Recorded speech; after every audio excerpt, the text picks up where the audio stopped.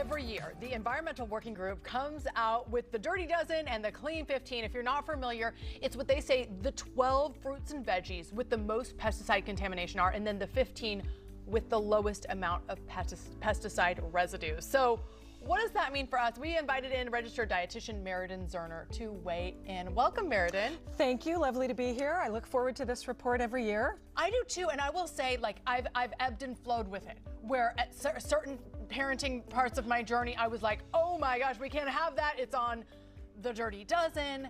And then I've come to understand there are ways to kind of mitigate a little bit of fear here. So talk to me about what you think about the Clean 15 and Dirty Dozen. Well, and I do want to work from that word fear. The bigger deal here is that we just need to eat more fruits and vegetables, period. And so if there's even a chance that this kind of list drives more fear and people eat less, that's harmful. That's harmful. And so that's the first thing, which is we have got to eat more fruits and vegetables, period, whether they are organic or conventional. Only 10% of us get enough, which, let's flip that, 90% of us don't get enough fruits and vegetables. And so we're clear here too, they're testing conventional foods, right? These are conventional foods, they're not testing the organic foods. It's like if you're going to buy conventional, which is by and large less expensive. For sure. This is sort of what we're looking at. So run down some of those on that Dirty Dozen Clean 15 that people might want to know about. Yeah, so I mean this year, and it depends on the season, right?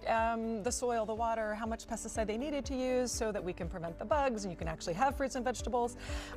All of the Dirty Dozen, all 12 of those fruits and vegetables, by the way, that flagged higher in pesticide content this year are still well within the EPA's range for health and safety for human beings. So I really want that to be clear also.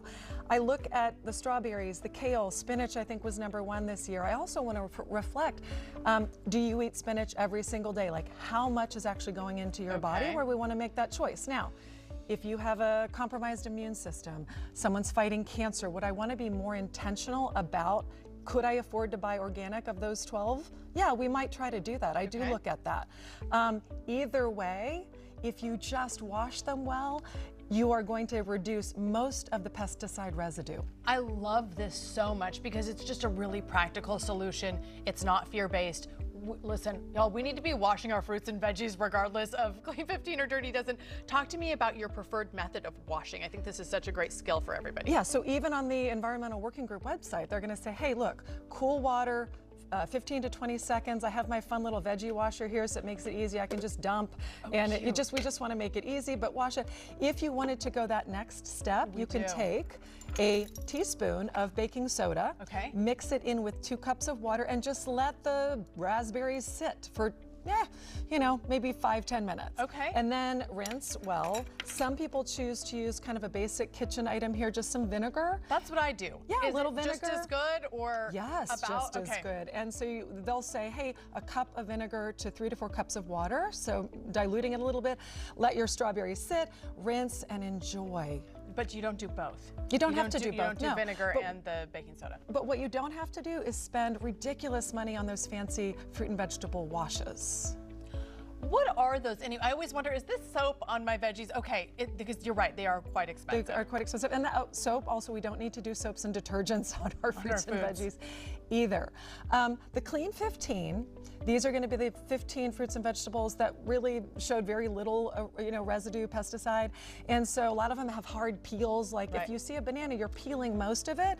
That should give you some reassurance. And so these are some that you just don't even need to give a thought to. Yeah, and it's intuitive. Usually if it has a big peel, it's usually on that Clean 15 list. So maybe if you're trying to budget between organic, non-organic, you buy a non-organic version of that. If I may read, because I think this is really powerful, I want to get it right. This is the statement from the Environmental Working Group. I really hope that everybody hears. They are saying, hey, we reiterate that it is crucial to eat plenty of fruits and vegetables, whether they are organic or not. The benefits of produce consumption, both organic and conventional, outweigh the risks of pesticide exposure.